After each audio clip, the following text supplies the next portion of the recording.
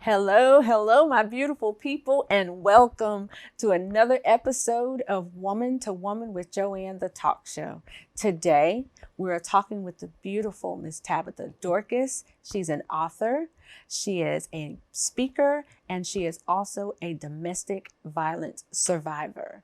And I know that October and Domestic Violence Awareness Month has passed, but domestic violence is happening every day in homes with people that we don't even know is suffering from domestic violence. And it has heightened during this pandemic with people who can't leave their homes or who don't go to work because their jobs are closed and they have to stay at home. So I want to welcome Miss Tabitha Dorcus as we hear her story of survival of domestic violence. Hello, Tabitha. Hey, Jay. How are you doing today? I'm great. Good. Thank you so much for agreeing to come on the show and share your story with us and help us to understand some things that we don't understand about domestic violence, the signs to look for, how we can help notice those signs, and how we can help people that we may not even know who are dealing with domestic violence. Yeah. Okay. So on Woman to Woman with Joanne, the first question that I like to ask first, of course, is tell us where you were born and raised. I was born in Starkville, Hell State. We are huge state fans. But I lived in Brandon for like 9 or 10 years of my life. And then I moved to Alabama shortly after that. So I like to say they're sister states, you know, half my life in Alabama, half my life in Mississippi. Awesome. So tell me your, and I know you were here for 9 or 10 years and then you came back, you said when you were 30. Yeah, tell me your experience with Mississippi, even in growing up until age 10 and then coming back to Mississippi. Had things changed from when you were 9 and 10 to when you came back at age 30? I definitely saw a huge change, especially with racial tension. You know, it was, I guess racism kind of went both ways for me growing up in Starkville and in Brandon. But coming back at 30, it has just blown my mind how people are coming together. There's not such a huge racial divide. And Mississippi seems to be coming up with other cities and, you know, loving each other instead of allowing hate. So and I think here in Mississippi, when we talked before, I think here in Mississippi that we know how to get along. We know how to live together and respect each other. So, and every state has its issues. But our goal and my goal with our magazine and with our show is to show Mississippi in a positive light because there are so many positive things about Mississippi. And yes, we do have our problems, but we got our spotlights too. We have great things and great people come from Mississippi. That's true. So, I love my home. I love Mississippi and I don't plan to ever leave it. Oh, really? Yeah, I love it here. I love it here too. It's a good place to raise a family. And a lot of people come back and retire here. You know, so it's beautiful. It's peaceful. Sometimes the weather, though, I'm like, okay, I'm sick of only 2 seasons. Hot and hotter. Hot and hotter. Right. So we're here to talk about your story of domestic violence. And I think I skipped your family. I did want to talk about your family. I don't want to just dive into it. So tell me first about your family. You're married. Do you have children? I'm remarried. Awesome. I have actually 5 children. Oh, awesome. So 2 are stepchildren. They don't live with us. 25. I hope I get that right. And 19. So they're older. But then we have 3 that live at home, 5-year-old, 9-year-old, and 15-year-old. And man, girls will give you a run for your money for sure. Yes, they will. Just trying to raise them to be strong-minded, strong-willed, but not too rebellious. You know what I mean? Exactly. When we see ourselves in them, that's when we get the maddest. I know, right? You matter. Or you start getting scared. You're like, God, you're praying like constantly. Right. I don't want them to be like me. Exactly. But awesome. Yes. Okay. Now let's talk about your story of domestic violence. Tell me, when was the first time that you experienced domestic violence? Actually, if you count like your parents, my dad, well, they divorced when I was 10. So my mom just emotionally, it broke her in a way that I didn't understand at the time. You know, I was only 10, and she just dealt with a lot of health, physical reaction to all my dad had put her through. And so she was just angry. That's how she was raised, you know, with a strong hand. And so discipline was really beatings, like with the belt or whatever. I mean, it even got to the point at the end of her fist fighting, like beating you with her fist. And I thought that was normal. You know, that was my parents that are sworn to love you. And so, I mean, guilt trips, just psychological, mental. It's not just physical. I mean, it's definitely. So, you know, that led me to make horrible choices in who I picked because I thought abuse was normal. So, So the abuse, the domestic violence for you first started at home growing up. Right, exactly. Awesome. And you just feel so helpless, you know, and I know DHS was called one time because someone at school saw the whelps on us. But it's like my mom threatened us, you know, like if they come in here and take you away, it was the worst case scenario. Like you're going to be put in foster care, this and that. So that, no matter how small it was and how abusive it was something you got to call home. And that was my fear growing up. Like, I don't want to be taken out of my home. My mom could just leave at any moment, you know, and we're kind of treated like a burden instead of like the joy of children, you know? Yeah. Okay. So we're going to take a short break and we'll be right back with more Woman to Woman with Joanne.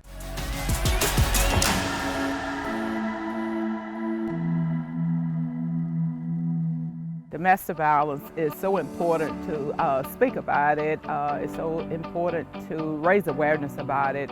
1 in 4 women, 1 in 7 men have been affected by this horrible thing. Domestic violence is rising in the pandemic, and so it is sad to know that the victims are in this during the pandemic. We must continuously talk about domestic violence more now. And so domestic violence for October is so important to speak about, talk about, discuss in your homes, in your schools, in your churches. It takes everyone, it takes all of us to talk about domestic violence in order for us to have a healthy community. I always say if we have a healthy community, we will have a healthy home. If we have a healthy home, we will have a healthy family. So let's all of us get involved to talk about domestic violence, and let's be all involved.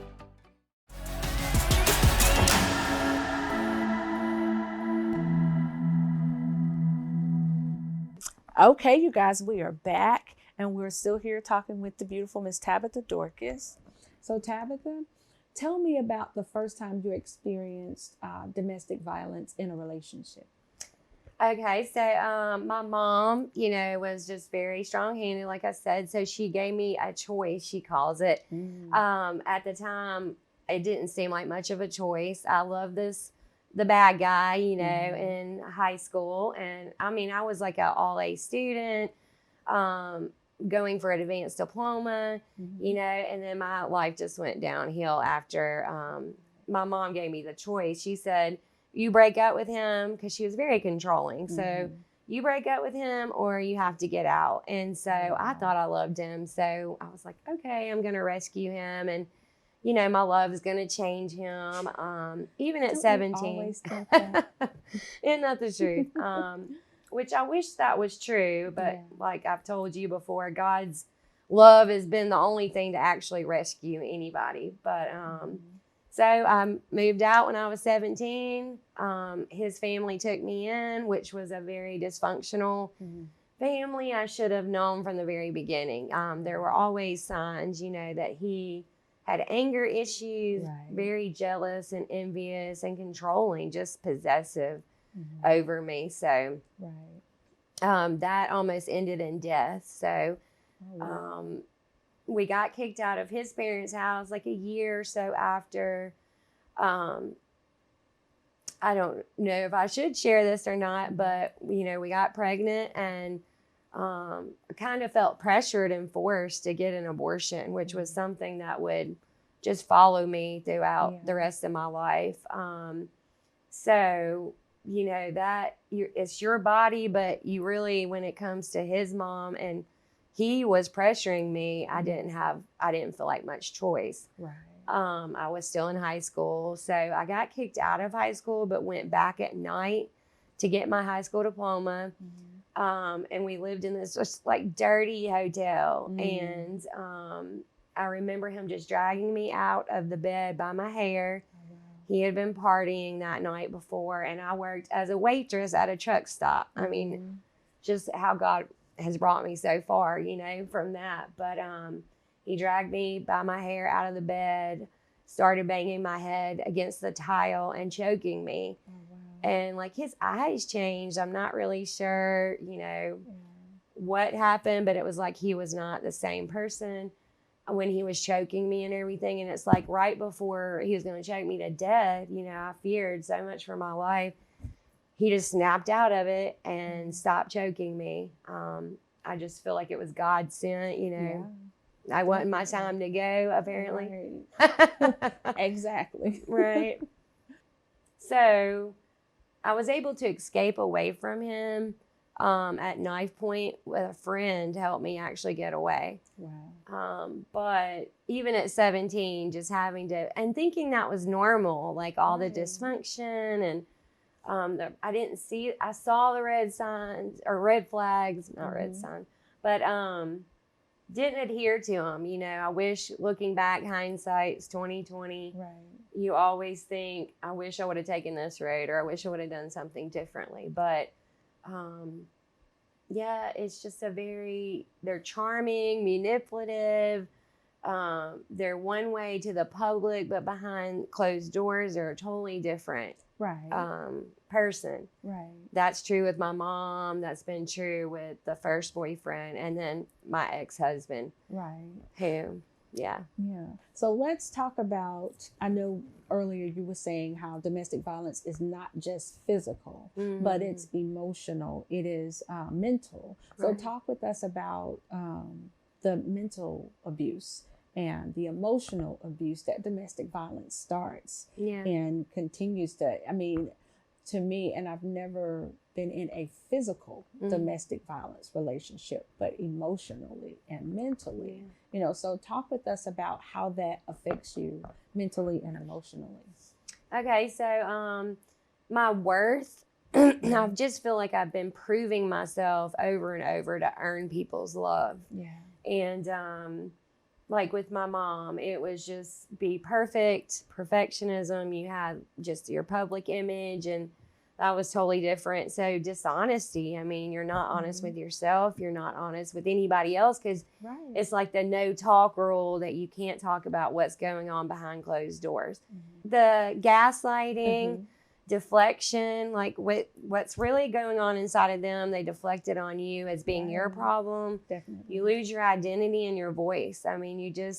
Even now at 40, I still have so much difficulty just believing in myself, using my own voice, being able to ask people what I need without feeling sorry or like I'm a burden for just existing. And a lot of women or men who are in domestic violence situations, that's how they get you at the beginning. They isolate you.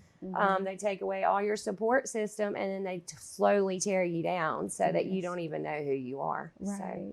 So.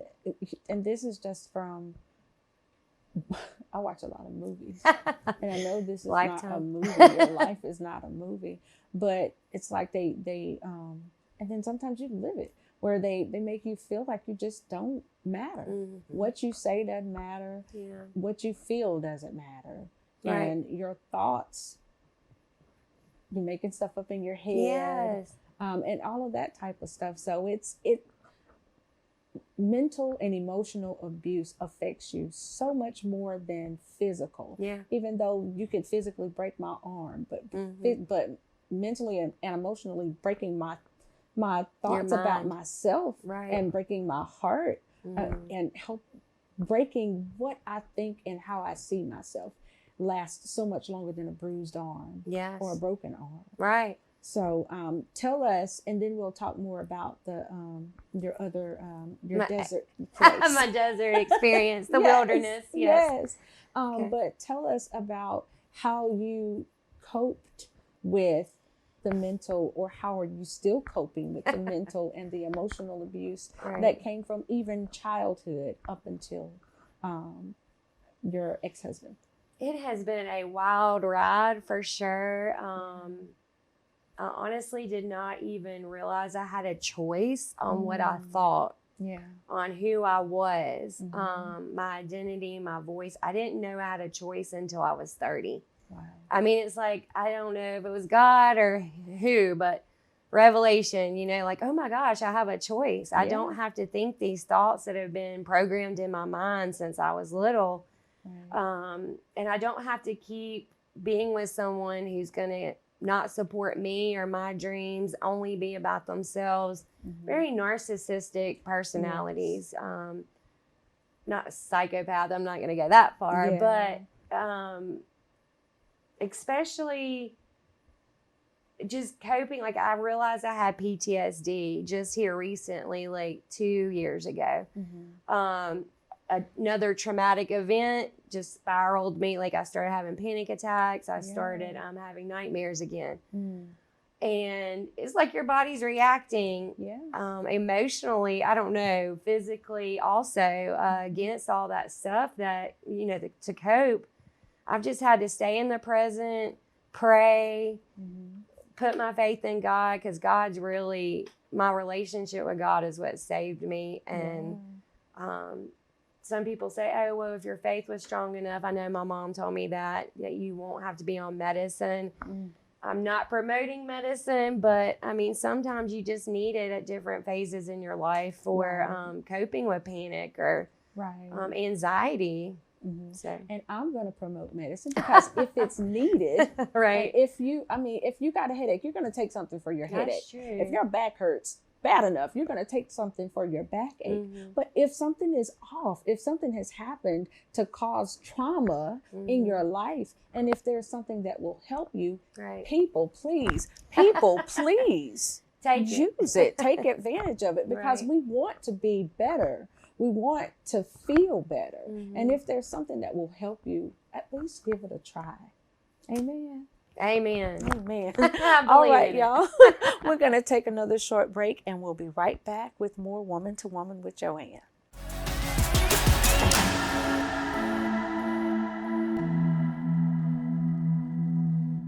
My name is Amika Coleman, and I am the founder and CEO of Strands of Faith. Strands of Faith is a faith-based hair and beauty lifestyle brand, and we focus on providing moisturizing products for dry hair textures. Our products are geared towards naturals who have dry textures and they need to replenish the moisture in their hair, so they offer a great moisture balance. And also for those naturals who want to grow their hair to long lengths, our products are great because they offer length retention. We currently have 9 products. 6 products are featured in our Holy Grail collection. That's our main collection that focuses on moisture. And then we have 3 additional products that were added later: a shampoo bar, a sealing oil, and a moisturizing styling custard. Our products are handmade in small batches, and we use quality ingredients. And our goal is to create our products to be as clean as possible, so we don't use harsh ingredients. And also, I test each product on my hair first before they're ever placed in the hands of the consumer. We pray over each of our products, and they're made with a ton of love and a lot of faith.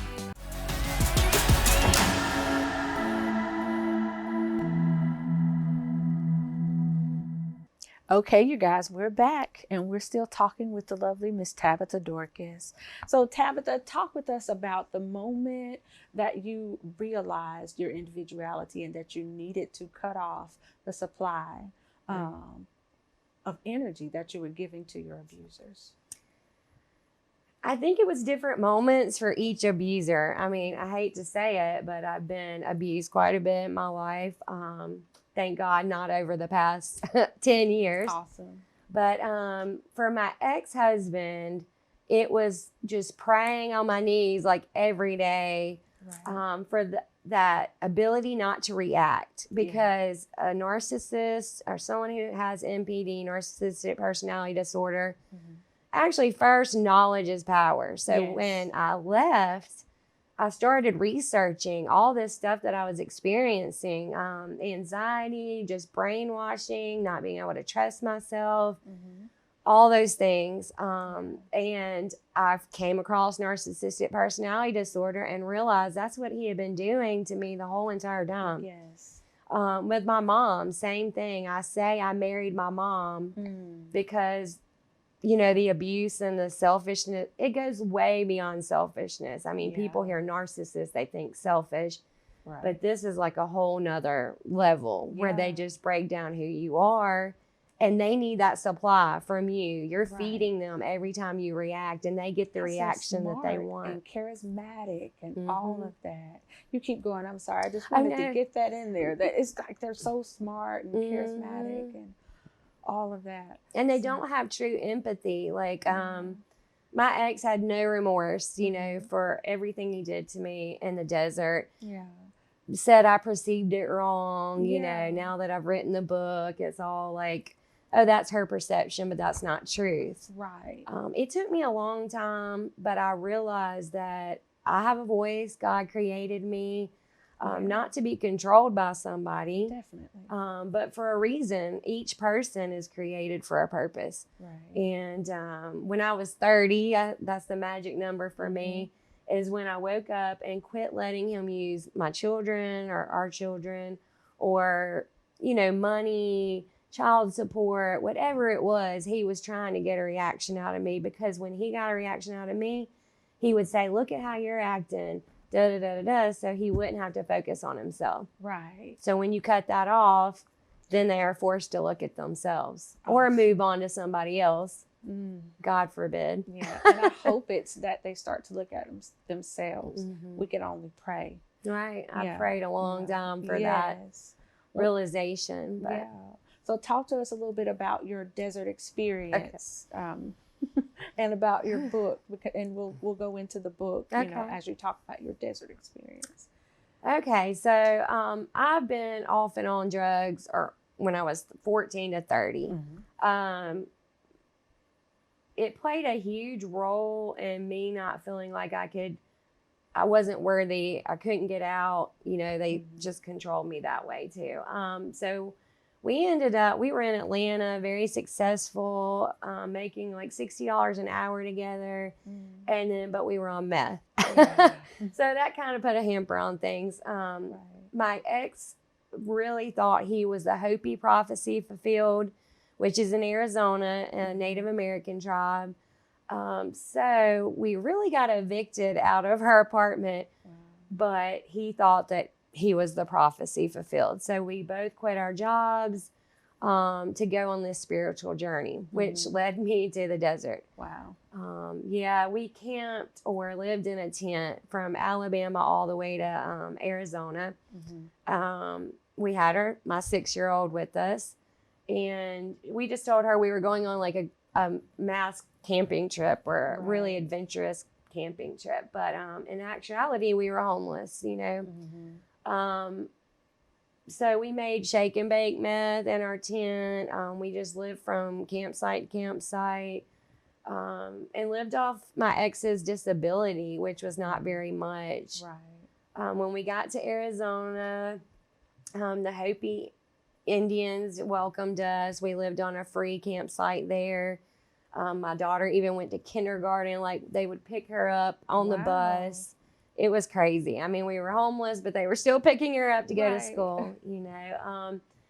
But out in the wilderness, kind of like the Bible, is where it really tested me. I devoted my whole life to my ex. I thought he was my God. Like, I worshiped him. I did everything he wanted me to do. I supported him through so much stuff. But he actually replaced me with a guy, and he was flirting with him in front of me. And because he actually was transgender, And Your ex was transgender? He came out as being transgender when we had been married 3 years. Wow. Yeah. So it was kind of like support me or leave, and then you have a broken family, and that's what I didn't want. So I really literally say I chased this man to the desert, you know, doing what he thought was best, and so brainwashed I couldn't even make one decision by myself. Yeah. He controlled the food, my food. And when he replaced me, the truck, I mean, was being abused spiritually, physically, emotionally, mentally, financially. Yes. I had no way out, you know? And so he actually thought I cast a spell on him. I wasn't spiritually enlightened enough to hang out with him and this new guy. So I rearranged the truck. This shows how sick I was, that I didn't even know who I was. I was like, oh, I'm going to make him happy. I'm going to rearrange the truck so everything's organized. And it was my birthday. Well, I had a premonition like that he was going to kidnap our child.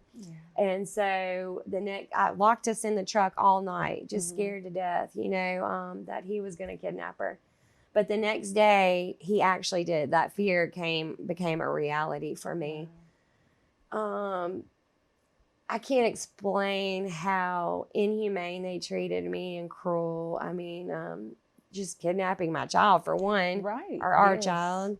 So they pushed her into the truck, and I jumped on the back. I was pregnant at the time, and he knew that. I jumped on the back of the truck, trying to stay with my baby, you know, and she was screaming, mommy, mommy, mommy. And my heart just broke. Right then, it kind of is like the veil was lifted on the truth that he could harm not only me, but our child. You know, he was very capable.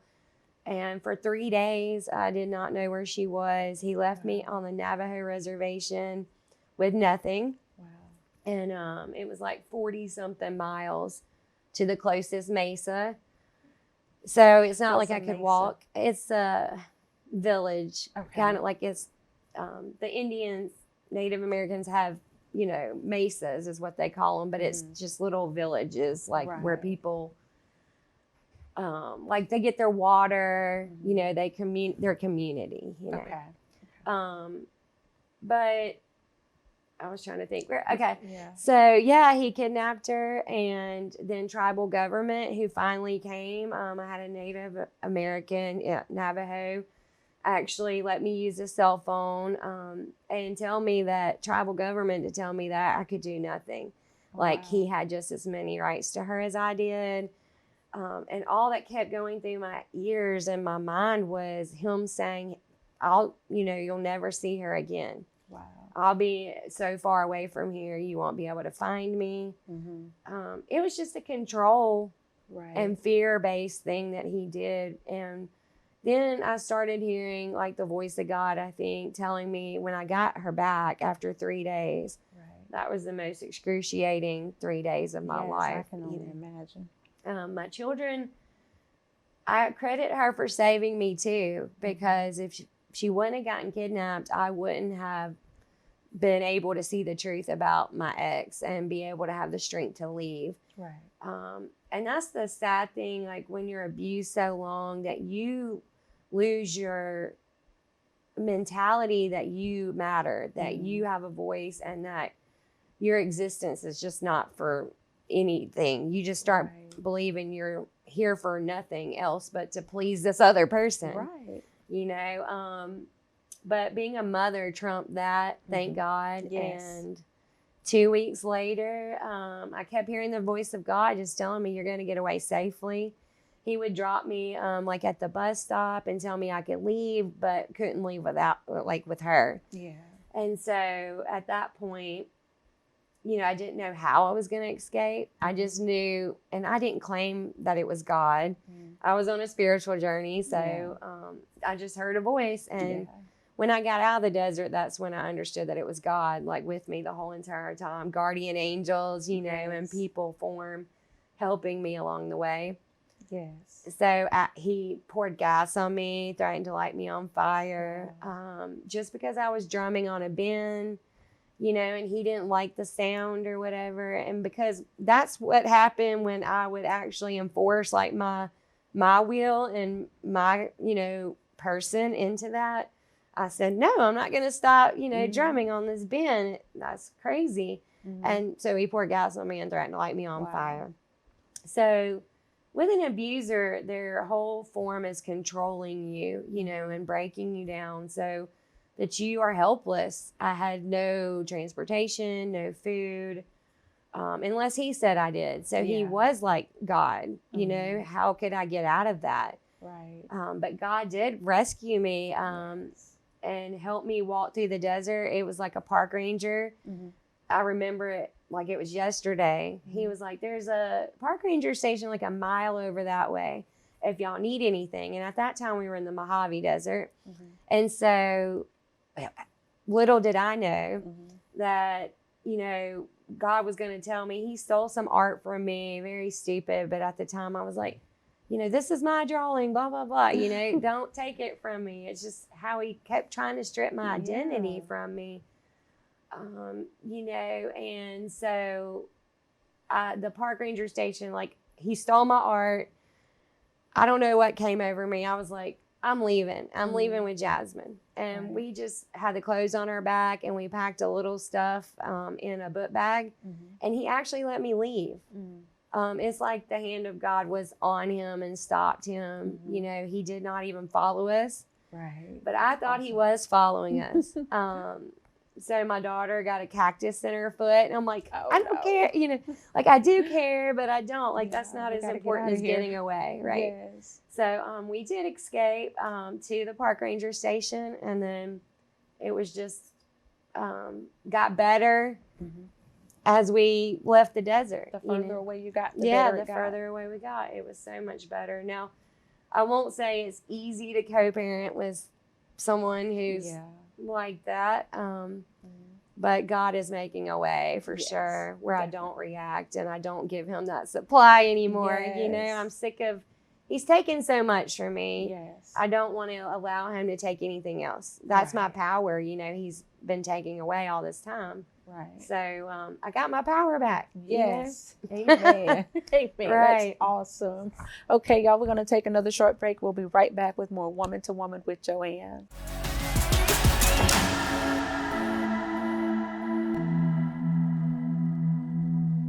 One in 8 women will be diagnosed with breast cancer in their lifetime. 2, every 2 minutes, a woman is diagnosed. 3, there are more than 3.5 million breast cancer survivors in the U.S. alone. making breast cancer the largest group of all cancer survivors. 4, 40,000 U.S. women will die this year due to breast cancer. But I survived. I survived. I survived. I survived. And so will you. Early detection is key. Get screened today. Okay, you guys, we are back with Tabitha Dorcus, and now we're going to talk about her book. And the title of your book is, tell us the title of your book. It's Born Rebel, Renewed Warrior. Born Rebel, Renewed Warrior. So tell us, my very educated guess, because I haven't read it yet, is that this is about your desert experience. So tell us a little bit about how you came to, write your book. Actually, it was a long road after I got out of the desert, but people kept telling me, even my pastor, I love what you're writing on Facebook and stuff. Have you thought about being a writer? I'm like, what? No, but several people said I just need to get the story out to help other people, you know. And so that's what inspired me, and the support of my husband. I couldn't do it without him. But it was kind of a long road. It took me 3 years to write it, but it was a very personal experience where I haven't even, to be honest, gone back and read it because I read it and took so long to write it. But it's a story of redemption. It really is. And just to give God credit, but also, the strength of, we're born rebels, we're fighting the system, we're fighting God, we're fighting ourselves. And then we become a warrior. We become the person we were supposed to be. And that's the story behind it. So awesome. Okay. So tell everybody how they can get your book, and also if they would like for you to speak at any of their speaking engagements that they're having, tell them how they can reach you. Okay, you can reach me on Facebook under Tabitha Dorcus. My book is actually the profile picture, or if it isn't, I will make it the profile picture so you know it's me. Author Tabitha Dorcus at outlook.com is an email address if you want me to public speak, and there'll be other ways you can message me through Facebook. Awesome. And you can get the book at Amazon, Barnes and Noble. Awesome. It's in a lot of bookstores. So Awesome. Tabitha, thank you so much for sharing your story with us today. This has been absolutely enlightening and wonderful, and I can't wait to share this show so that people can understand that domestic violence is not just physical, and I know a lot of people know it, but a lot of people don't know it. You know, so it's more than physical. It's emotional. It's mental, financial. Yeah. So Spiritual. many different types. Spiritual. So many different types of ways that the abuser will find to abuse you or hold you back, Victimize keep you. you hostage or victimize. Yes. Amen. Thank you so much. Thank you for having me. My pleasure. All right, you guys. Thank you so much for joining us for another episode of Woman to Woman with Joanne.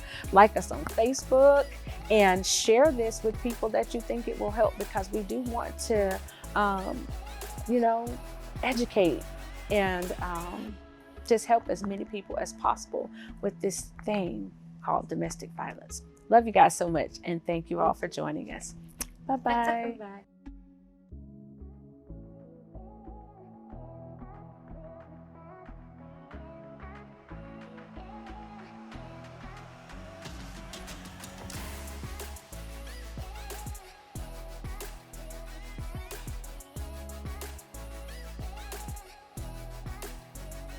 If you would like to be a guest on the show, or if you'd like to sponsor an episode, please reach out to us. You can email us at joanne@womantowomanwithjoanne.com.